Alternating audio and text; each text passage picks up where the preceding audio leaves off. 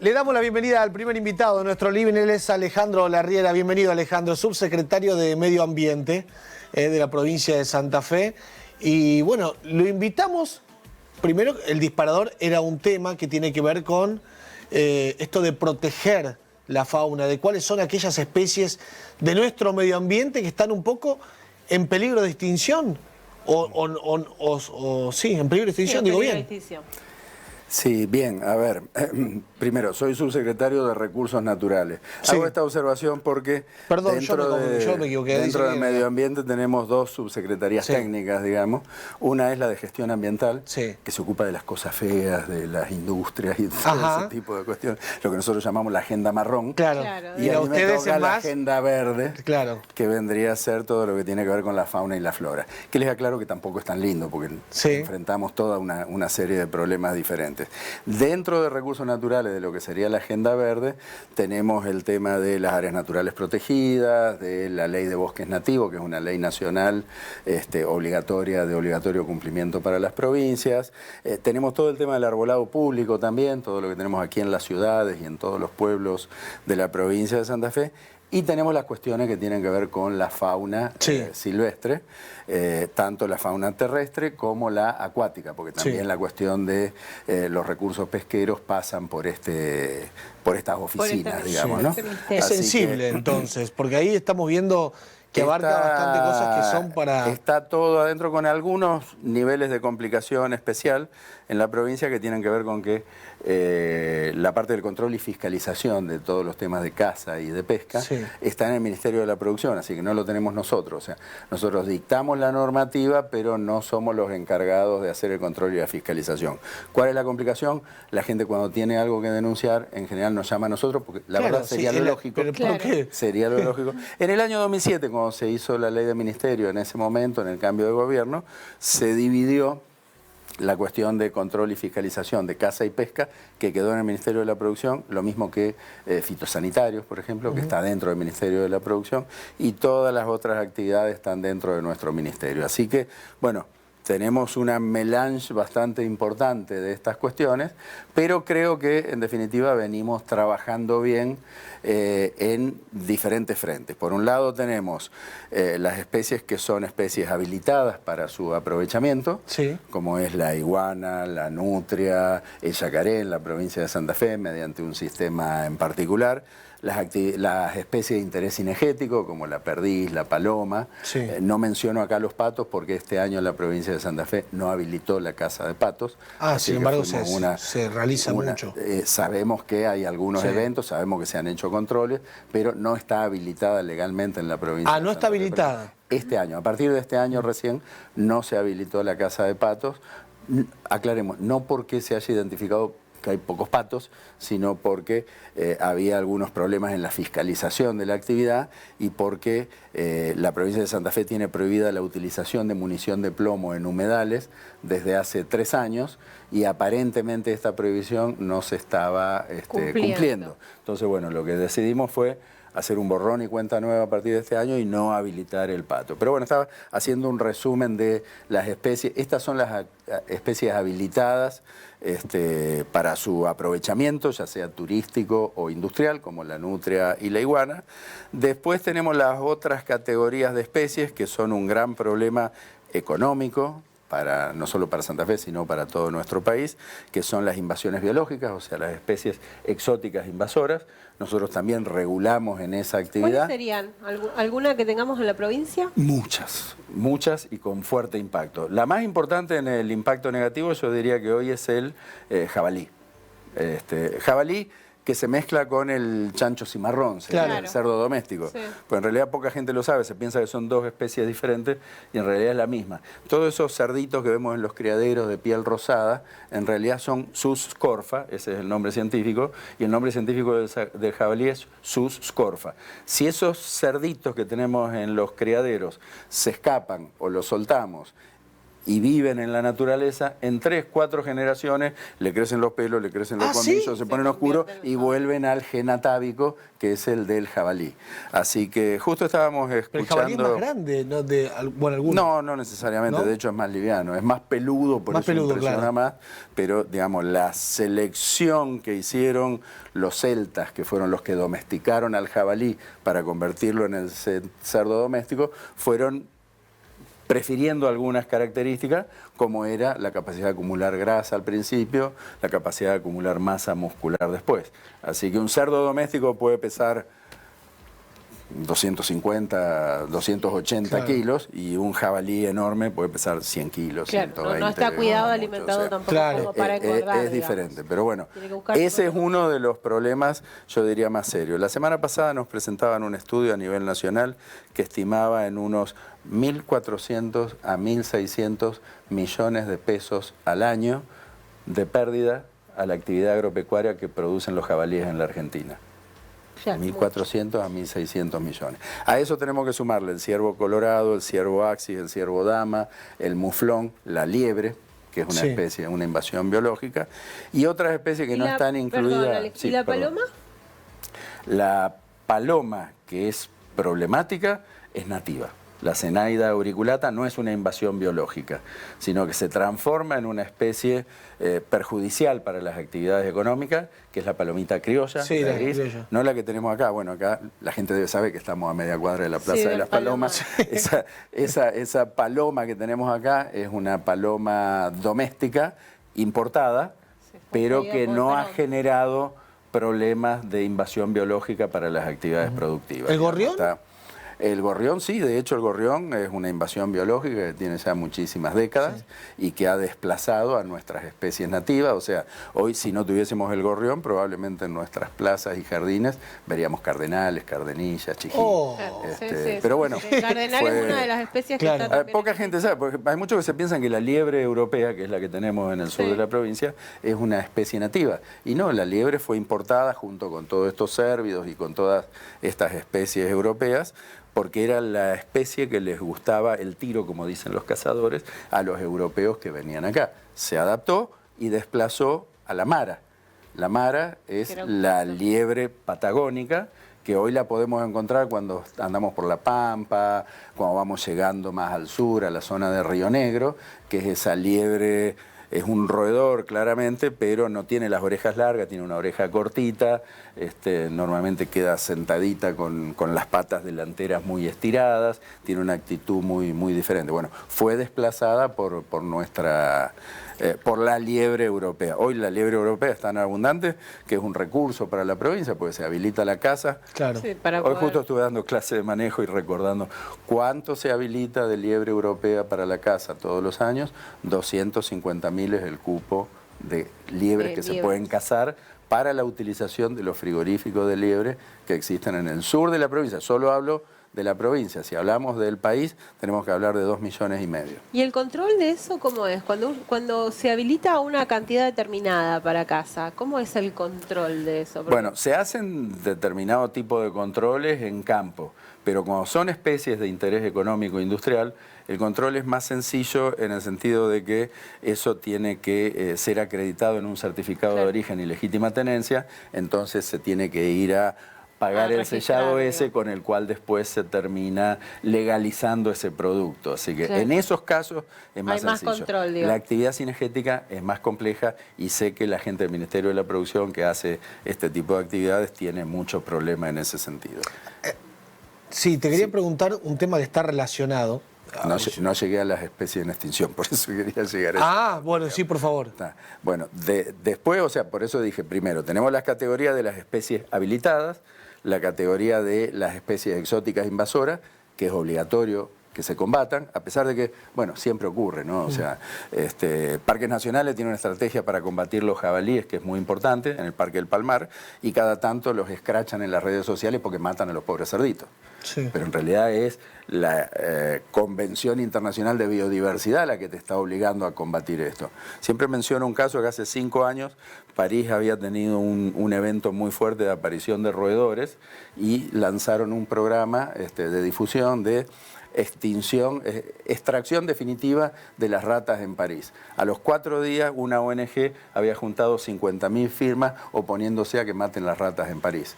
O sea, digamos, siempre vamos a tener gente que objeta este tipo de actividades. Acá tenemos otra invasión biológica que es la ardilla de vientre rojo, que es un problema muy serio para la producción, además de que transmite enfermedades como la leptospirosis. La tenemos en Cañada de Gómez y en Rafaela como mínimo acá en Santa Fe.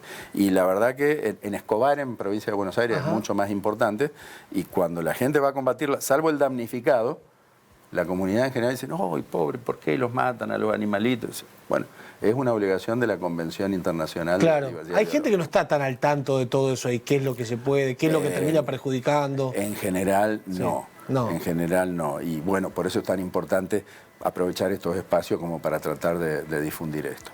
Y llego a la última categoría que tenemos, que son las especies que están en más delicada situación, algunas en extinción, otras están calificadas como vulnerables o amenazadas, como son, por ejemplo, los 2 monumentos naturales que tenemos en la provincia de Santa Fe, que son el venado o ciervo de las pampas, una población muy relictual en el norte de la provincia, pero muy relictual, estimamos que no más de 100 individuos. Sí, poquito. Muy poco.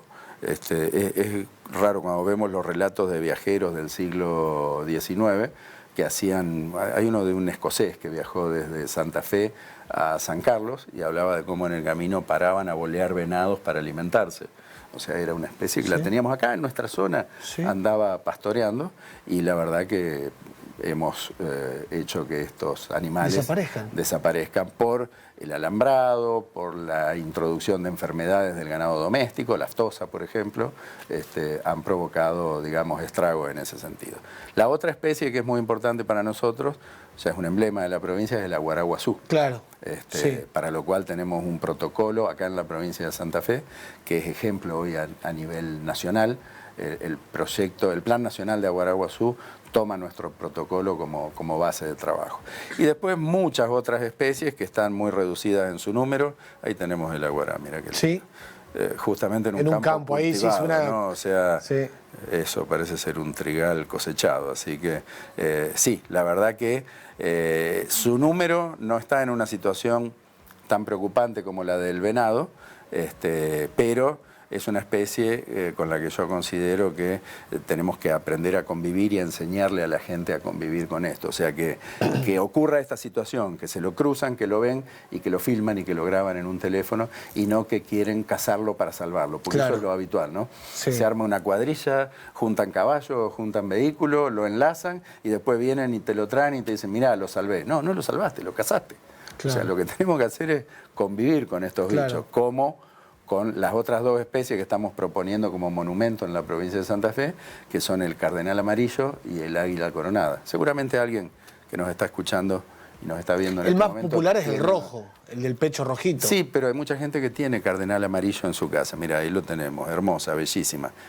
Qué lindo sería que todos estén así. Eso no la vi nunca yo, ¿eh? Y eso que... Hay gente acá, hay verdulerías en Santa Fe que tienen cardenales amarillos en la puerta de la verdulería. ¿Hay mucho tráfico de animales así de este tipo? En algunas especies sí, cardenal amarillo claramente, el tráfico como mascota es muy importante.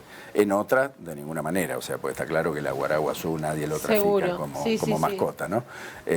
Y el águila coronada no se la trafica para mascotismo de ninguna manera, pero sí tiene serios conflictos en lo que es la expansión de la frontera agropecuaria, por la contaminación, por la modificación del ecosistema, ¿no?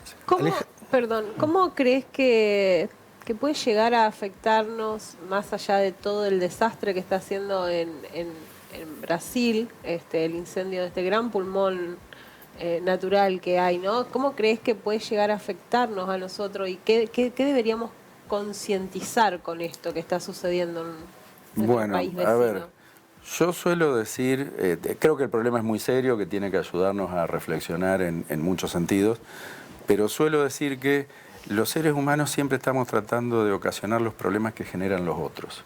Y mientras sigamos así, no lo vamos a poder resolver. Los países civilizados, los países que han evolucionado, son los países que trabajan en la solución de los problemas que generan ellos. Así que si nos la pasamos mirando qué es lo que tienen mal los otros, vamos a seguir estando mal. El caso del Amazonas creo que es un problema muy serio, que tenemos que reflexionar y tenemos que tratar de resolver a partir de ese drama los problemas que generamos nosotros. Porque mientras criticamos al Amazonas, las quemas en el Amazonas, hay mucha gente en nuestra zona de islas que le sigue metiendo fuego a las islas. Sí, sí, está Y bien. hay mucha gente en la zona nuestra de los bajos submeridionales que le sigue metiendo fuego a los espartillos. A mí me resulta absolutamente hipócrita que esa gente que dice, che, mirá lo que están haciendo en el Amazonas, acaba de tirar los fosforitos rancheros Bueno, para ¿sabés vender el que, espartillo. sabés que Entonces, yo soy de San Carlos Centro? Ajá. Y tengo uno de los mejores recuerdos de chico es ir al puente Coronel Rodríguez en un camino detrás de mi casa, que eran aproximadamente 7 kilómetros, que era de los dos lados de los campos, ¿no? Había paraísos de un lado y paraíso del otro, y se hacía un techo de paraíso. Y era una cosa completamente hermosa. Y yo miraba, porque ahora lo sigo haciendo, yo lo hacía con mi papá, lo hago con mi hijo en bicicleta. Y digo, qué anecdótico es encontrar un árbol. No hay más árboles. Uno puede hacer 7 kilómetros, 10, 20, no hay más árboles. Es más, el otro día hice un video justamente que me llamaba la atención encontrar un árbol, porque era una rareza encontrar un árbol. Digo, eso no está. A uno le agarra una impotencia tan grande, porque después obviamente la ciudad se inunda y dice, pero el cambio climático, no, pará, si no queda ni un árbol. Hay alguien que regule, porque ¿cómo puede ser que una persona, hay algo que sea más allá de la propiedad privada, alguna regulación que diga, no señor, usted no puede talar todo? No, está claro. A ver, nosotros estamos haciendo multas permanentemente a las ciudades. A través del PACASUA, que es el programa para cada santafesino un árbol, se entregaron fondos a 320 de las 364 localidades para compra de árboles. Eso involucró alrededor de 100.000 nuevos árboles que hay en la provincia. Pero está claro, el desastre que hicimos anteriormente es tan grande que ese tipo de impactos son mínimos. En algunas localidades vos lo vas a ver, en otras, como el caso de San Carlos, seguramente no. Entonces, bueno, lo que hay que hacer es seguir avanzando en ese tipo de trabajos y seguir logrando que cada vez más gente se comprometa en esta situación. Pero como siempre, a través de la exhortación a la reflexión individual. Yo suelo decir que, un poco en broma, en algunas charlas que me ha tocado dar, que tengo una definición perfecta para lo que es depredación y contaminación ambiental. La depredación y la contaminación ambiental es eso feo, horrible que hacen todos los demás, no yo. Mientras siga pensando que esa es la definición, que el problema siguen siendo los otros, la solución va a ser muy difícil. Así que muchas veces me ha pasado que, claro, te ven laburando con fauna, con flora y haciendo cosas en la naturaleza y la gente te dice, ¿qué puedo hacer para conservar los ecosistemas naturales? Cerrar la canilla, apagar la luz. Esas son las principales cosas que podemos hacer. Cerrar la canilla cuando el agua está corriendo inútilmente, apagar la luz que no estás utilizando, bajar la temperatura del aire acondicionado. Esos son los aportes que, si todos los hiciésemos, el efecto sería impresionante a nivel global. No es cuestión de ponerse unas botas, unos bermudas de caqui y una camisa de explorador y un gorro y salir a salvar los animalitos por ahí. Está bárbaro, algunos lo tienen que hacer. Pero lo que podemos hacer nosotros desde nuestra casa es reflexionar sobre nuestras conductas y hacer todos los aportes que podamos, que son muchísimos. ¿Y sentís que ahora que la gente está...? Porque hay cosas que funcionan como moda. A ver, esto que está pasando en el Amazonas es terrible. Hay un montón de gente que obviamente se indigna porque a veces la corriente te lleva a indignarte. Uno en un momento decía, ¿no? Se indignaba con Notre Dame, se indignaba con ciertas cuestiones que hacen un efecto dominó. Pero después también deberíamos indignarnos con más cosas o ser un poco más conscientes. No tenemos que indignarnos. Indignarte puede ocurrirte a veces, pero lo que tenés que hacer, reitero, es reflexionar sobre tus conductas. El Amazonas hoy está en todos los diarios. La verdad, levantás la tapa del inodoro y te salen las noticias del Amazonas. Es terrible lo que está ocurriendo. Pero lo triste, dentro de 6 meses no vamos a estar hablando del Amazonas. No. Apagó una lluvia, se perdieron decenas de miles de hectáreas, se empiezan a recuperar porque los sistemas se curan a sí mismos y el problema va a ser otro. Entonces, las soluciones a los problemas ambientales no son ante los hechos espectaculares, son en lo cotidiano. O sea, tenemos que hacerlo todos los días, ese tipo de reflexión. Y en esta quema de campo indiscriminado que hubo en el Amazonas, tenemos en cuenta también la cantidad de especies que se deben haber consumido en esto, ¿no? Sin ninguna duda, pero tampoco tampoco, y esto lo aclaro, tampoco compremos todo lo que viene en las redes, o sea, porque la fotografía, una fotografía de un ciervito quemado ahí es un muflón, que es asiático.